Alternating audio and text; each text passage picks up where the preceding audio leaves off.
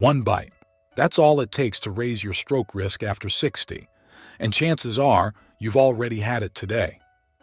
Welcome back to the Senior Health Podcast. I'm Dr. Grant, and today we're talking about the number one cause of long-term disability in seniors: stroke. Not genetics, not chance.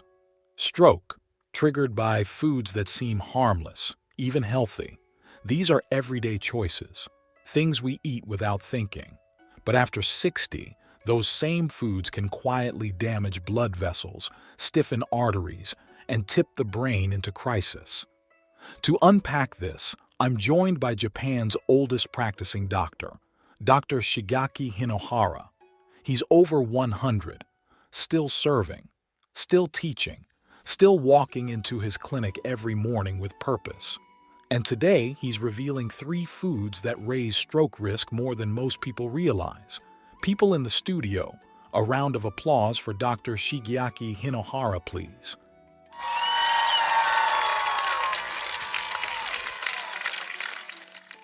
Doctor, thank you for being here. Let's begin. Why are certain foods so dangerous for the brain, especially later in life? Thank you, John. It is always an honor. And yes, stroke is one of the great silent threats of aging, not because it always surprises us, but because we often ignore the signs. Every year, more than 795,000 people in the United States suffer a stroke. Around the world, the number climbs past 15 million. And while some of these are caused by genetics or injury, many are linked to what people eat and how their bodies respond after 60.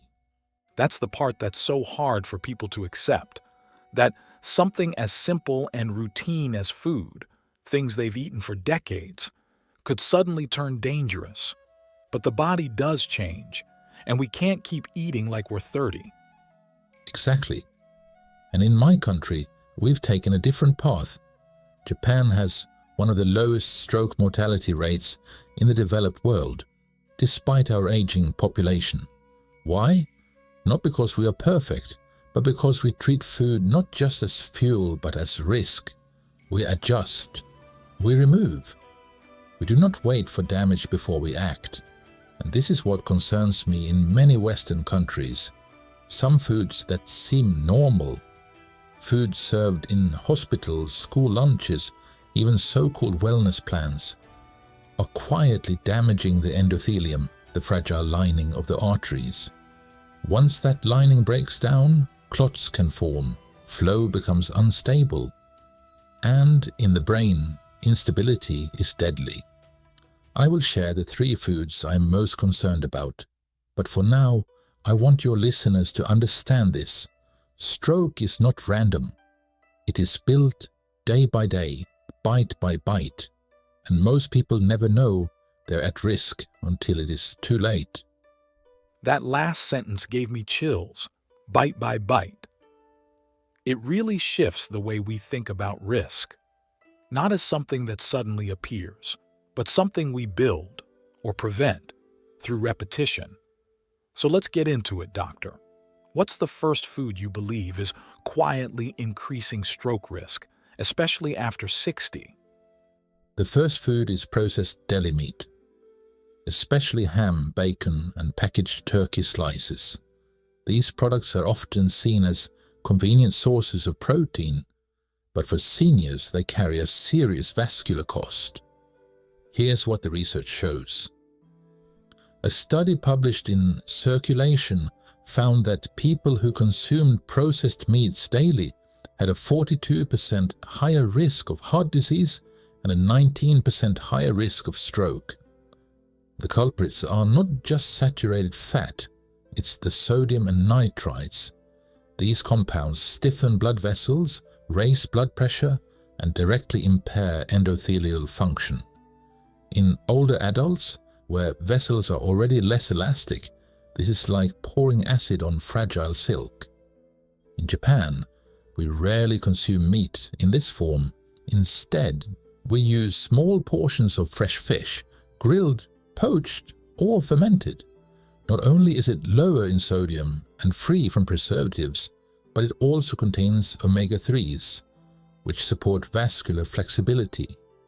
For instance, a small piece of grilled mackerel with steamed rice and vegetables offers protein without triggering inflammation. That sounds ideal, but I know many of our listeners don't have access to fresh mackerel or fermented fish. What would be a reasonable substitute for someone living in the US? A fair question. For those in the West, I recommend shifting from deli meat to something like roasted chicken breast, unsalted, skin removed. Add herbs, not salt, and serve it warm. Texture and temperature matter. Warm food relaxes the stomach and helps the nervous system stay calm, which also supports vascular function. Remember, stroke prevention is not just about what you eat, but how you eat it. That last part is so important. We always talk about nutrients, but rarely about temperature, pace, or how the body receives a meal. And the contrast between processed cold cuts and something warm and intentional, it's not just cultural, it's biological. So what's next, doctor? What's the second food that raises stroke risk in ways people don't expect? The second is refined vegetable oil, especially those used in fried foods, processed snacks, and bottled dressings. Soybean oil, corn oil, cottonseed oil. They are marketed as heart-friendly, but in reality they are highly unstable. When heated or stored improperly, they oxidize, and oxidized oil damages the vascular lining, leading to inflammation and clot formation. That's something I don't think people hear enough, that it's not just the fat itself, but how it's processed and how it's used. You can buy something labeled healthy and still be exposing your body to a chemical storm once it hits the pan. Exactly. A 2015 study from Nutrients showed that older adults who consumed high levels of omega-6 fatty acids, the dominant fat in these oils, had significantly higher levels of C-reactive protein, a marker for systemic inflammation. That inflammation doesn't just affect the joints or gut, it targets the brain's vascular system, increasing stroke risk, particularly in those with already elevated blood pressure. In Japan, we've traditionally cooked with sesame oil, but sparingly, and more often with steam, simmer, or grill. A small drizzle of toasted sesame oil added at the end of cooking gives flavor without degradation. In the West, a good alternative would be extra virgin olive oil, but again, not for frying. Use it cold, on lightly steamed vegetables, or in a simple dressing with vinegar and herbs. That keeps the oil stable and the vessel walls safer. That really shifts the conversation around oils. Most people assume if it says vegetable, it must be clean. But the way those oils break down, especially under heat, is rarely talked about. Exactly. It's not just what the label says, it's how the body responds after 60.